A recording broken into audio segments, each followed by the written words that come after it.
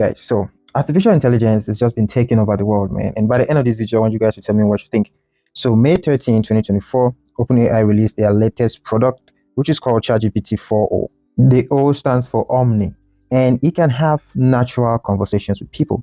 That is, it reasons across vision, text, and audio, and it has a response rate of 232 milliseconds. That is, it can talk to you like a normal person. Okay, and this model has the intelligence of GPT-4, but it's much more faster. Okay, now it can reason across text, voice, and vision. Now with vision, which means it can see, you can upload screenshot photos and documents to this ChatGPT model, and it can analyze it for you and do whatever you want it to do. This model also has memory, which means it can remember your previous conversations with it, and then you can ask questions based on what you discussed with it in the past. So you can use it to browse or search for real-time information during your conversations, and it can do data analysis. Like, can upload pie charts or graphs. This ChatGPT model can break it down for you, analyze it, and gives you answer. And the key thing here is this tool is free. All right, and it has improved quality and speed in 50 different languages. So this is insane. I feel like in the nearest future, people might not be needing friends because this is crazy. All right, but my main interest in this tool is how it can naturally interact with humans. So for example, let's look at this real-time conversation that it has with these people here in this demo. Hey, ChatGPT. I'm Mark. How are you? Oh, Mark. I'm doing great. Thanks for asking. How about you? Hey, so I'm on stage right now. I'm doing a live demo, and frankly, I'm feeling a little bit nervous. Can you help me calm my nerves a little bit? Oh, you're doing a live demo right now? That's awesome. Just take a deep breath. And remember, you're the expert. Hey, ChatGPT, how's it going? Hey there. I'm doing great. Thanks for asking. And how about you? What's up? I'm doing fine. I'm gonna be a father real soon, and I think I can have your help with some dad jokes. I'm gonna tell you a joke, and you tell me if it passes as a dad joke. That's awesome. Congrats on the upcoming addition to your family. And absolutely, I'd love to hear your joke. Lay it on me. You see what he just did there? Now look at this storytelling with different emotions. And Barrett here, he's been having trouble sleeping lately. And I want you to tell him a bedtime story about robots and love. Oh, a bedtime story about robots and love? I got you covered. Gather round, Barrett.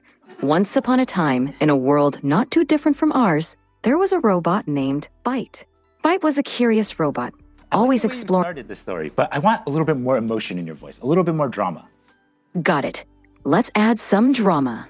Once upon a time, in a world not too different from ours, there was a robot named Byte. No, ChatGPT. I really want maximal emotion, like maximal expressiveness, much more than you were doing before. Understood. Let's amplify the drama. Once upon a time, in a world not too different from ours, there was a robot named Byte. Byte Actually, can was you do this in a robotic voice now? initiating dramatic robotic voice. Once upon a time, in a world not too different from ours, there was a robot named Byte. And that's not just it. So let's look at how it sees like the vision capabilities of this ChatGPT-4o model. So, ChatGPT, what equation did I write down there? Ah, I see it now. You wrote down 3x plus 1 equals 4. Yep, exactly. So what's the first step I should take to try to solve this? The first step is to get all the terms with x on one side and the constants on the other side. I want to introduce you to somebody. Well, hello there, cutie. What's your name, little fluffball? This is Bowser. Well, hello, Bowser. Aren't you just the most adorable little thing? And during the demo, they actually used a coding problem to test it, and it worked out pretty well. Hey, ChatGPT. Hey there, how's it going? Yeah, it's going really well. I was wondering if you could help me with a coding problem today. Of course, I'd love to help you out. What's the coding problem you're dealing with? Okay, I'm going to share with you some code. 1 second. Sure thing. Take your time. Okay, so I just shared some code with you. Could you give me a really brief one-sentence description of what's going on in the code? This code fetches daily weather data for a specific location and time period, smooths the temperature data using a rolling average, annotates a significant weather event on the resulting plot, and then displays the plot with the average, minimum, and maximum temperatures over the year. Awesome, thanks so much. It can also do real-time translation. Great. So I would like you to function as a translator. I have a friend here who only speaks Italian, and I only speak English. And every time you hear English, I want you to translate it to Italian. And if you hear Italian, I want you to translate it back to English. Is that good? Perfetto. Mark, io mi chiedo se le balene potessero parlare, cosa ci direbbero? Mike, she wonders if whales could talk, what would they tell us? They might ask, how do we solve linear equations? Potrebbero chiederci come risolviamo le equazioni lineari. Sicuramente sì. Certainly yes. Great. Looks like it works. It can read graphs. Okay, ChatGPT. I'm sharing with you the plot now. I'm wondering if you can give me a really brief one-sentence overview of what you see. The plot displays smoothed average, minimum, and maximum temperatures throughout 2018, with a notable annotation marking a big rainfall event in late September. Fantastic. One other thing here, it can actually help teach you something. Like you can tell it to teach you something and not go straight to the point and give you the answer.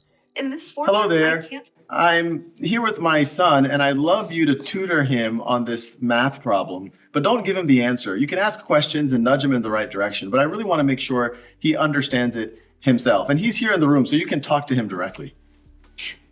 Of course, I'd be happy to help. Let's look at the problem together. Can you first identify which sides of the triangle are the opposite, adjacent, and hypotenuse relative to angle alpha? All right, so I'm pretty sure this is the angle alpha right here, right? Perfect. That's correct. Now, looking at the triangle, which side do you think is the hypotenuse?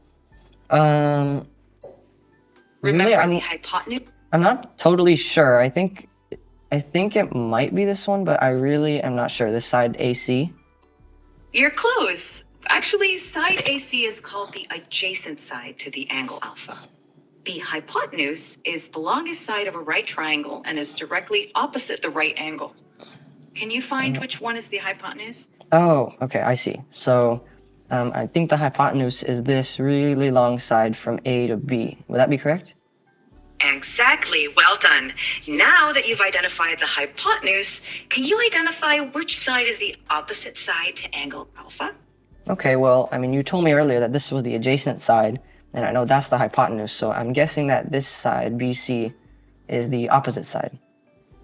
Great deduction. That's absolutely correct. Now that you've identified all the sides relative to angle alpha, do you remember the formula for finding the sine of an angle in a right triangle? Yeah, I know that the sine is equal to the opposite over the hypotenuse. Perfect. That's absolutely right. Now, can you apply that formula to find sine alpha in the triangle using the lengths of the sides that we've identified? Okay, so, I mean, you told me that 7, this side BC, is the opposite side. And then you said that the hypotenuse is the longest side, so that would be this side AB, which is 25. So would the answer be 7 over 25? Excellent work. That's correct. Sine alpha equals 7 over 25. You did a great job identifying the sides and using the sine formula. If you have any more questions, feel free to ask. So basically, kids or students, anyone can be learning using this model. I don't know how to feel about this, but I think this is a massive improvement in the artificial intelligence world. But I don't know, man. You guys tell me what you think, because this artificial intelligence is kind of getting scary. Yeah, it is. It's amazing what it can do, but at the same time, how is this going to affect humanity? Because that's my main question here. Because it's crazy how this thing can talk to you the whole day. It doesn't get tired, and it communicates with you like a human. It understands emotions. It detects changes in your emotions.